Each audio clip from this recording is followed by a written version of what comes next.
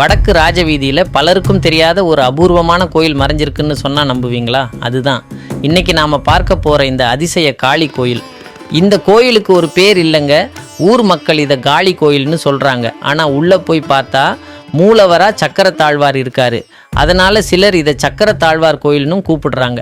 வரலாறு படி பார்த்தா மராட்டிய மன்னர்கள் இதுக்கு வச்ச பேர் சிவேந்திரா கோயில்.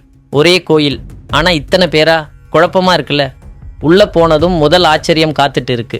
நாயக்க மன்னர்கள் கட்டுன இந்த இடத்துல சக்கரத்தாழ்வார் தன்னோட 2 மனைவிகளோட உட்காந்து காட்சி தராரு. பொதுவாக பெருமாள் கோயில்களில் சக்கரத்தாழ்வார் தனியாக தான் இருப்பார். ஆனால் இங்கே மூலவராகவே இவர் இருக்கிறது உலகத்தில் வேற எங்கேயுமே பார்க்க முடியாத அதிசயம். அடுத்து மராட்டிய ராணிகளால் கட்டப்பட்ட காளி சன்னதி பக்கம் போகலாம். இங்கே இருக்கிற சிலைகள் எதுவுமே சாதாரண சைஸ் இல்லைங்க.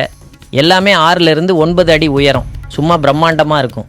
முக்கியமாக 8 கைகளோட உக்கிரமாக இருக்கிற பகலாமுகி காளியை நேரில் பார்த்தா உடம்பெல்லாம் சிலிர்த்து போயிடும். கடைசியாக ஒரு ட்விஸ்ட்டு, சிவேந்திரா சன்னதி. இங்கே இருக்கிற சிவன் கையில் விஷ்ணு வச்சிருக்கிற சங்கு சக்கரம் இருக்கும். வித்தியாசமாக இருக்குது. அது மட்டும் இல்லை, சில சிவனுக்கு முன்னாடி நந்திக்கு பதிலாக யானை வாகனமாக இருக்குது. இதெல்லாம் இங்கே மட்டும்தான் பார்க்க முடியும். ஸோ அடுத்த வாட்டி தஞ்சாவூர் போனால் மறக்காமல் வடக்கு வீதியில் இருக்கிற இந்த கோயிலுக்கு ஒரு விசிட் அடிங்க.